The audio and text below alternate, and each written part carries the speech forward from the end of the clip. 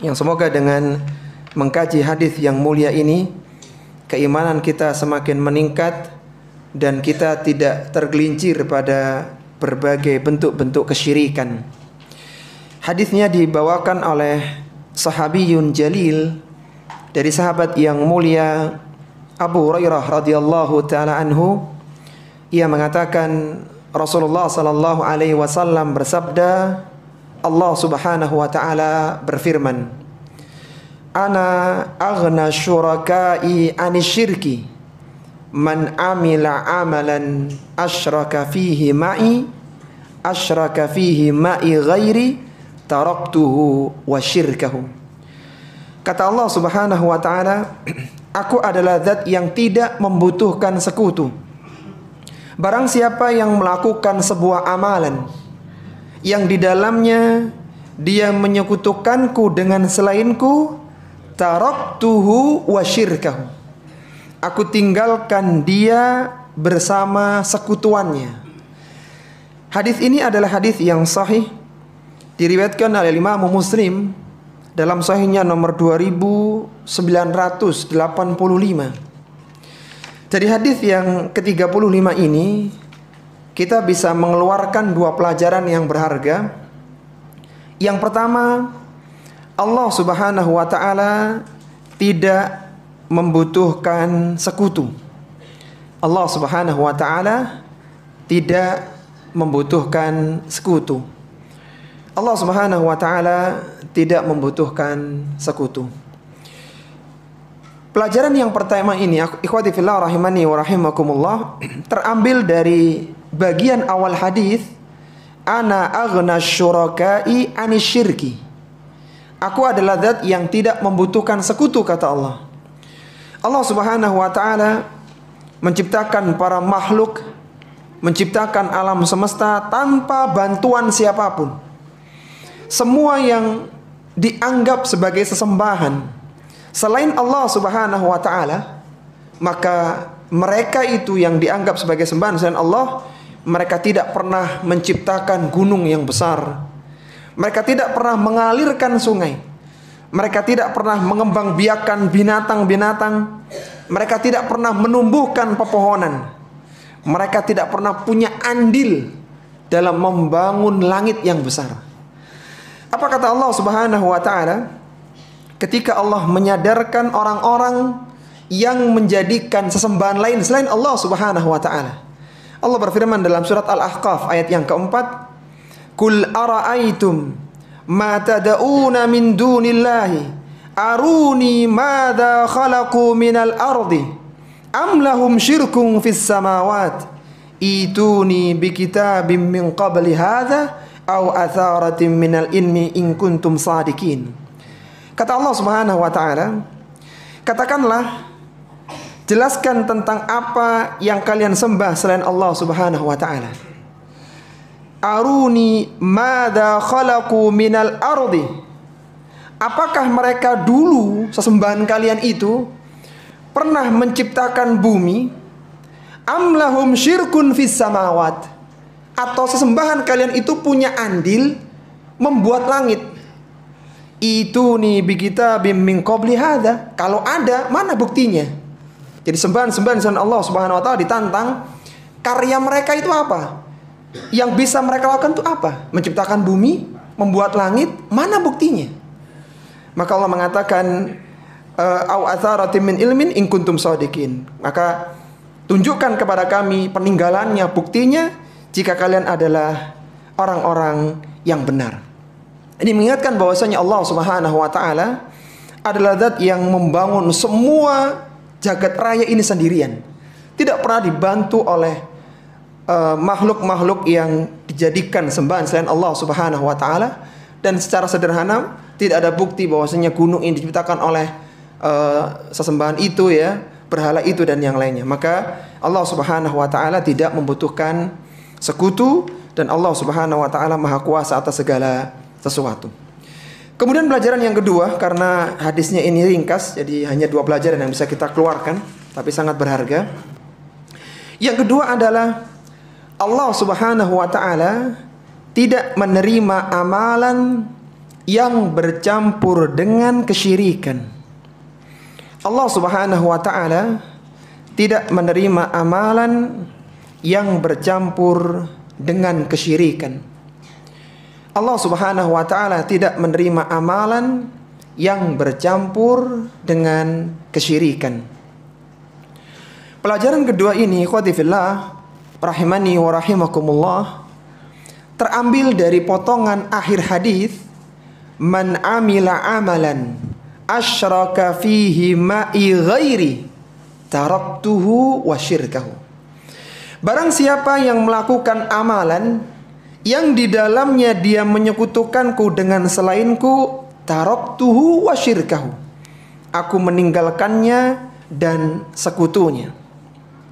Syirik yang dimaksudkan dalam hadis ini adalah syirik dalam motivasi ibadah.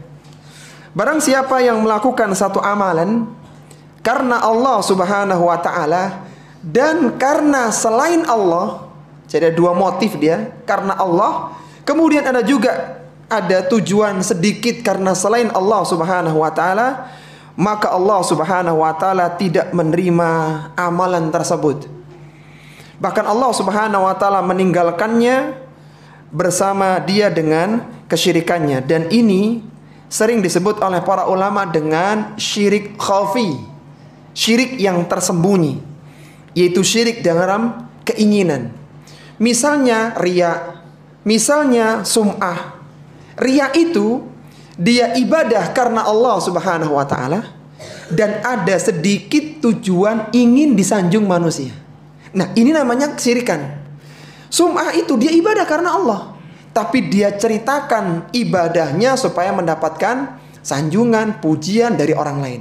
Jadi syirik yang dimaksudkan itu seorang beribadah karena Allah dalam motifnya, tujuannya, tapi ada keinginan kesyirikan yang juga bercampur dalam ibadah itu. Nabi SAW menyebut bahaya tentang riya ya. Kata Nabi SAW, ala ukhbirukum bima huwa akhfaf wa akhwafu alaikum minal masihi indi. Tentang sesuatu yang lebih aku takutkan menimpa kalian daripada kedatangan Al-Masih Dajjal. Kita tahu ya, Dajjal ini adalah fitnah terbesar yang Allah keluarkan sejak mulai Nabi Adam sampai kiamat. Fitnah terbesar, fitnah Dajjal. Kata Nabi SAW dalam hadis yang lainnya, ma khalqu Adam ila qiyamis saati khalqun akbaru minad Dajjal. Sejak Nabi Adam diciptakan hari Jumat dan sampai kiamat terjadi hari Jumat, tidak ada fitnah yang paling besar selain fitnahnya Dajjal. Maka Nabi mengatakan, ala ukhbirukum bima huwa akhwafu alaikum minal masih indi. Maukah kalian aku beritahu sesuatu yang aku takutkan menimpa kalian dibandingkan dengan kedatangan Masih Dajjal? Qala qulna bala. Kata para sahabat, tentu wahai Rasulullah, kami mau. Qala syirkul khafi. Yang aku takutkan menimpa kalian adalah syirik khafi. An yaqumar rajulu ya'malu bimakani rajuli. Itu seorang yang berdiri salat, namun di hatinya ada keinginan untuk dilihat, dipuji, disanjung oleh orang lain. Dan hati-hati ya, zaman sekarang ini kan zaman teknologi. Kadang orang tidak terasa ya, umroh sambil divideokan, sedekah, berbagi sambil divideokan. Hati-hati. Kalau kita tidak bisa selamat dari riya, maka sebaiknya jangan dilakukan. Daripada kita memotivasi orang lain melakukan kebaikan, tapi justru amalan kita tidak dianggap oleh Allah Subhanahu wa ta'ala. Sehingga barang siapa yang melakukan amalan karena riya, maka ia tidak mendapatkan pahala, bahkan dia mendapatkan dosa. Jadi jangan sampai ada prinsip begini, sedekah itu yang penting banyak, nggak ikhlas nggak apa-apa. Ini masalah. Ketika dia sedekahnya banyak, ingin mendapatkan pujian, ingin disanjung oleh orang-orang yang melihat ya, data sumbangan misalnya, maka sedekahnya tidak berpahala, justru mendatangkan dosa. Jadi pentingnya menjaga keikhlasan seperti itu. Karena ketika amalan tercampuri dengan syirik, Bukan berarti dia dapat pahala, dapat dosa. Bukan. Syirik ini menggeser. Allah mengatakan taraktuhu wa syirkau. Aku tinggalkan amalan yang ada kesyirikannya itu bersama dengan kesyirikannya. Jadi silakan dia minta pahala ke zat yang disyiriki itu. Allah Subhanahu wa taala tidak akan memberikan pahala ketika amalan itu dilakukan bukan karena Allah Subhanahu wa taala. Dia harus minta pahala kepada zat yang dijadikan tujuan dari amalannya itu. Kata Nabi sallallahu alaihi wasallam, "Idza jama'allahu al-awwaliyin wal akhirin." Ketika Allah Subhanahu wa taala mengumpulkan orang-orang yang pertama sampai orang-orang yang terakhir, liyaumil qiyamah, pada hari kiamat. La raiba fihi, yang tidak ada keraguan di dalamnya. Nada munadin, maka akan ada penyeru saat itu. Apa yang dikatakan oleh penyeru? Man kana asyraka fi amali amilahu lillah falyatlub thawabahu min indi ghairillah. Akan ada penyeru yang mengatakan begini: barang siapa yang dulu ketika di dunia dia menyekutukan Allah, maka silakan hari ini dia mencari pahala kepada selain Allah itu. Fa innallaha aghna syuraka'i anisyirki, karena sungguhnya Allah itu tidak membutuhkan sekutu. Ada sebuah analogi sederhana, ikhwati fillah rahimani wa rahimakumullah, semoga semakin menyadarkan kita. Misalnya kita sebagai pemilik perusahaan, kita merekrut karyawan, kita gaji dia tiap bulan. Ternyata karyawan ini di jam kerjanya dia menjual produk orang lain yang semisal dengan produk kita. Dan kita tahu, kira-kira kita sebagai pemilik perusahaan tersinggung atau marah kira-kira melihat karyawan seperti ini? Ya tersinggung, yang marah gitu ya. Kita gaji, disuruh jualan, malah jual produk orang di jam kerja kita lagi. Itu contoh sederhana orang melakukan kesyirikan. Dia diberikan fasilitas oleh Allah, kesehatan, kenikmatan, justru yang disembah itu orang lain, zat lain. Maka kalau begitu silakan dia minta pahala dari sesembahan selain Allah Subhanahu wa taala. Jadi ketika kita beribadah karena Allah, kita mendapatkan pahala dari Allah.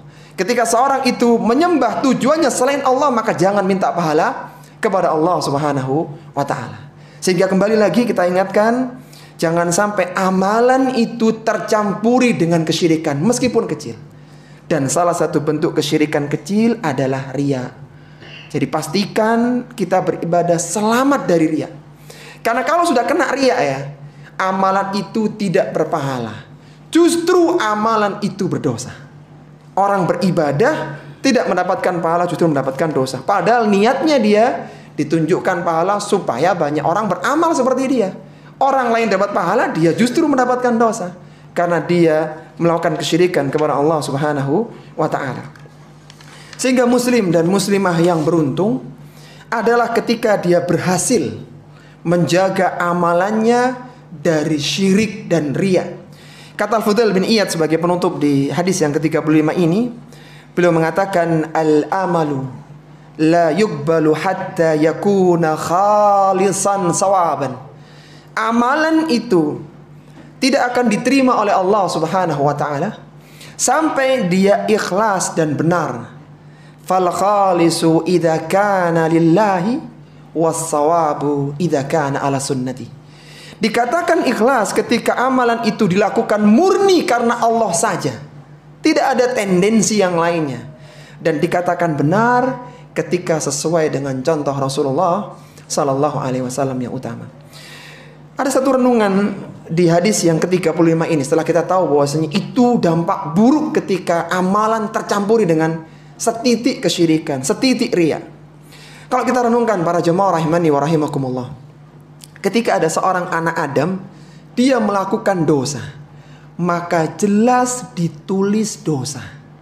Meskipun kecil, meskipun tersembunyi, meskipun dilakukan di tengah yang sepi, itu ditulis dosa.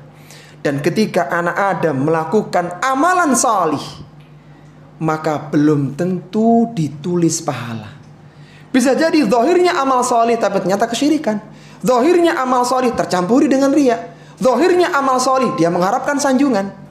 Jadi amal solih belum tentu ditulis pahala, sedangkan dosa sudah jelas itu dosa.